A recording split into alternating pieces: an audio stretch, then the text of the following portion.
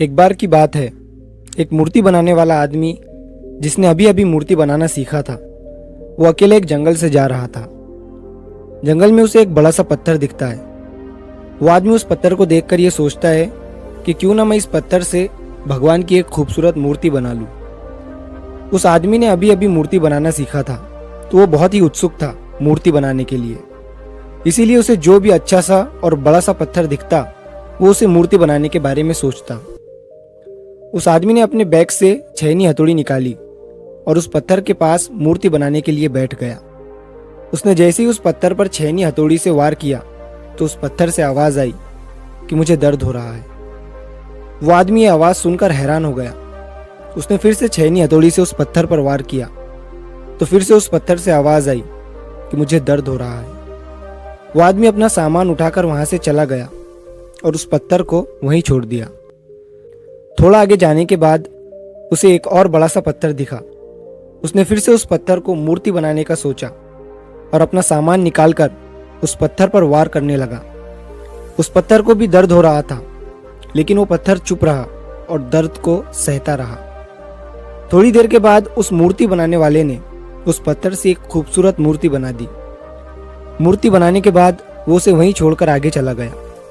वो एक गांव में पहुंचा तो उसे पता चला कि उस गांव में एक नया मंदिर बना है जहां पर भगवान की मूर्ति की जरूरत है। तो उस मूर्ति बनाने वाले ने उस गांव के लोगों से कहा कि मैंने अभी अभी जंगल में एक भगवान की खूबसूरत मूर्ति बनाई है। तुम कुछ लोग मिलकर जंगल में जाओ और उस मूर्ति को इस मंदिर में स्थापित कर दो।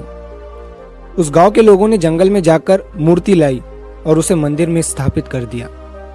मूर्ति रखने के बाद गांव के एक आदमी ने कहा कि मूर्ति का इंतजाम तो हो गया, लेकिन अब नारियल फोड़ने के लिए एक बड़े से पत्थर की जरूरत है। तभी उस मूर्ति बनाने वाले ने कहा कि तुमने जंगल में जहां से ये मूर्ति लाई है उसी रास्ते से थोड़ा आगे जाओगे तो तुम्हें वहां पर एक बड़ा सा पत्थर भी मिल जाएगा।